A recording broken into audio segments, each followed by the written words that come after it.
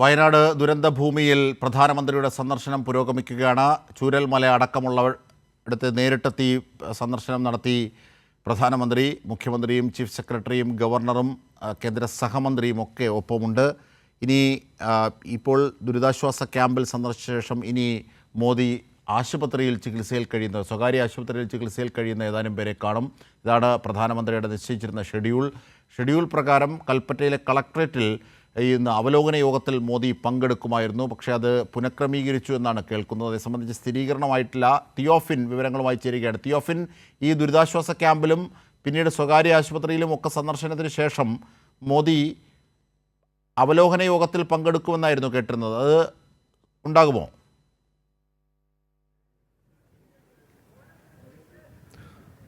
അജിംഷാദ്, അതുമായി ബന്ധപ്പെട്ട സ്ഥിരീകരണം നമുക്ക് അല്പനിമിഷങ്ങൾക്കുള്ളിൽ ലഭിക്കാനുണ്ട്. എന്തായാലും ഒരു പക്ഷേ ഷെഡ്യൂൾ പ്രകാരമുള്ള സന്ദർശനങ്ങളും കാര്യങ്ങളും വൈകിയത് കൊണ്ടാണോ എന്നറിയില്ല.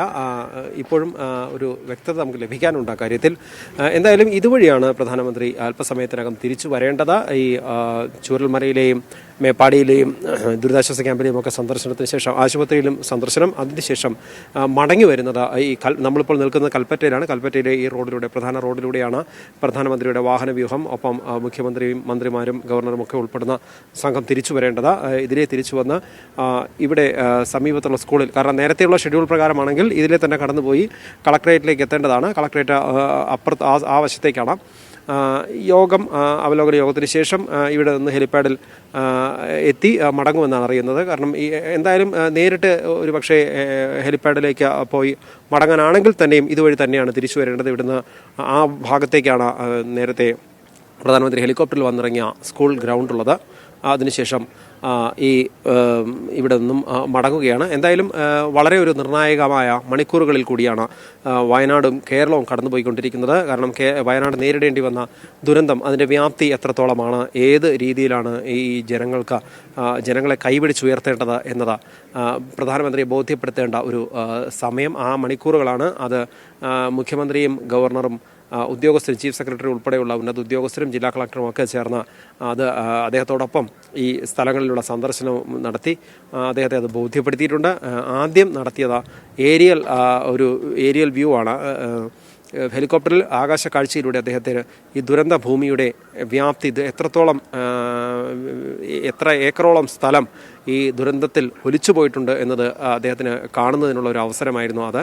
കണ്ണൂരിൽ നിന്ന് ഉയർന്ന ഹെലികോപ്റ്റർ ഈ കൽപ്പറ്റയ്ക്ക് സമീപത്തുകൂടി കടന്നുപോയി ഈ ദുരന്തഭൂമിക്ക് മുകളിലൂടെ ചുറ്റി ചൂരൽമലയും മുണ്ടക്കയും ഉൾപ്പെടെയുള്ള പ്രദേശത്തിന് മുകളിൽ ആകാശത്തുകൂടി അദ്ദേഹത്തെ ആ ദൃശ്യങ്ങൾ കാണിച്ചു കൊടുത്തുകൊണ്ട് ഹെലികോപ്റ്ററിനുള്ളിൽ വെച്ച ചീഫ് സെക്രട്ടറി ഇത് വിശദീകരിച്ചു കൊടുത്തു.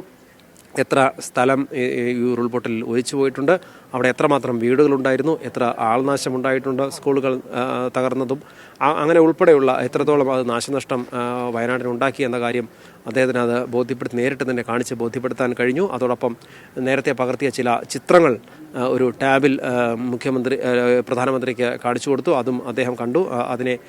അങ്ങനെ മുകളിൽ നിന്നുള്ള ഒരു ഏരിയൽ വ്യൂവിലൂടെ ഇതിനെ വിലയിരുത്തിയ ശേഷം ഹെലികോപ്റ്ററിൽ ഇറങ്ങി വാഹന വ്യൂഹത്തിലൂടെ റോഡ് മാർഗം ഇതിലെ കടന്നുപോയി.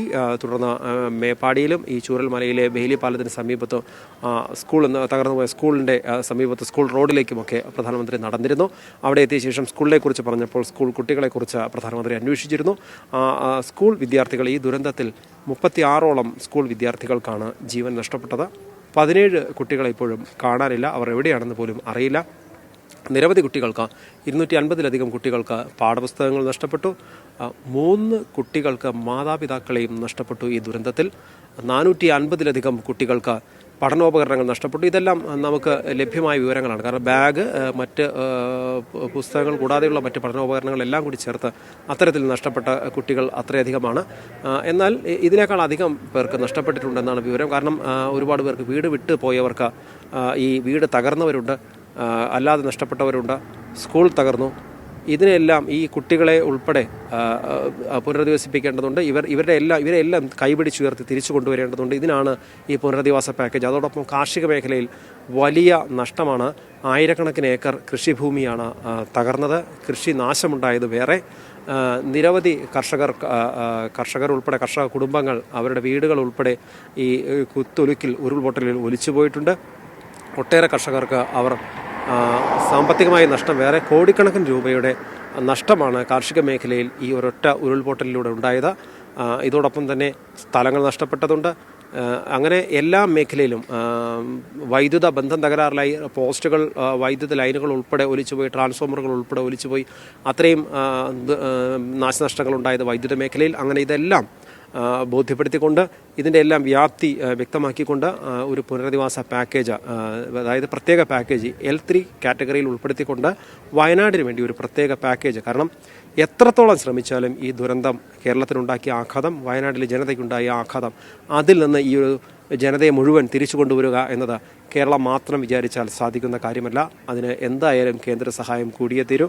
കേന്ദ്രം ഒരു പ്രത്യേക പാക്കേജ് പ്രഖ്യാപിച്ച് വലിയ സാമ്പത്തിക സഹായം നൽകിയാൽ മാത്രമേ നമ്മൾ 2500 കോടിയോളം അത്രയും വരുന്ന ഒരു സഹായമെങ്കിലും ലഭ്യമായാൽ മാത്രമേ ഈ ഒരു തിരിച്ചു വരവ് സാധ്യമാകൂ. അതോടൊപ്പം സർക്കാർ ഒരു പ്രത്യേക ടൗൺഷിപ്പ് തന്നെ നിർമ്മിച്ച് ഈ പ്രദേശങ്ങളിൽ ഒന്നിച്ച് താമസിച്ചിരുന്നവരെ ഒരുമിച്ച് തന്നെ അവർക്കെല്ലാം താമസ സൗകര്യം നൽകാൻ, ഇവർക്കെല്ലാം പാർപ്പിടം നൽകാൻ ഉള്ള സൗകര്യം ഒരുക്കാനുള്ളൊരു ആലോചനയുണ്ട്. അത്തരത്തിലൊരു പദ്ധതിയാണ് സംസ്ഥാന സർക്കാർ തയ്യാറാക്കുന്നത്. കാരണം ഈ മേഖലയിൽ ഈ ഉരുൾപൊട്ടലിന് ഇരയായ ജനങ്ങൾ തന്നെ മന്ത്രിമാരുൾപ്പെടെയുള്ളവരോട് ആവശ്യപ്പെട്ടത് അങ്ങനെയാണ്. ഞങ്ങൾക്ക് ഒരുമിച്ച് ജീവിക്കാൻ കഴിയണം. കാരണം ഒരുപാട് പേർ ഞങ്ങളിൽ നിന്ന് നഷ്ടപ്പെട്ടു പോയി.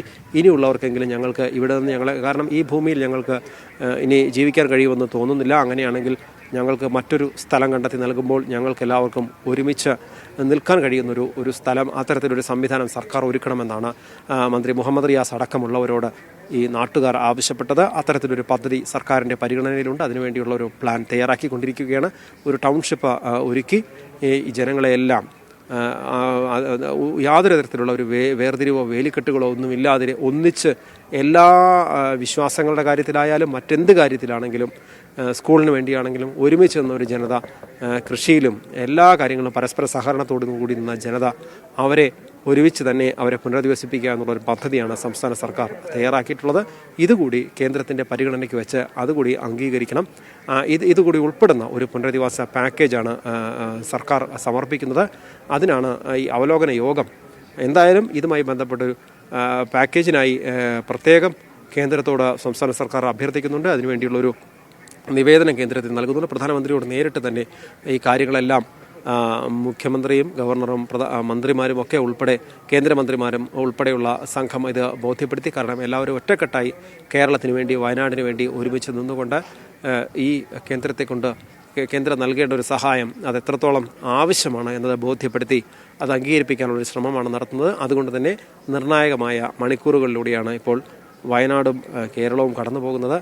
കേന്ദ്രത്തെ, പ്രധാനമന്ത്രിയെ ഈ ദുരന്തത്തിൻ്റെ വ്യാപ്തി ബോധ്യപ്പെടുത്തി എത്രത്തോളം നമ്മളെ തിരിച്ചുപിടിക്കാൻ, കൈപിടിച്ചുയർത്താൻ, വയനാട് ജനതയെ കൈപിടിച്ചുയർത്താൻ ഇത് ആവശ്യമാണ് എന്ന് ബോധ്യപ്പെടുത്തി ആ ഒരു പുനരധിവാസ പാക്കേജ് വാങ്ങിയെടുക്കാനുള്ളൊരു ശ്രമം, അതിൻ്റെ ഭാഗമായി പ്രധാനമന്ത്രി എത്തിയതിൽ തന്നെ വലിയ പ്രതീക്ഷയിലാണ് വയനാട് ജനത, കേരളവും. അജിംഷാദ്.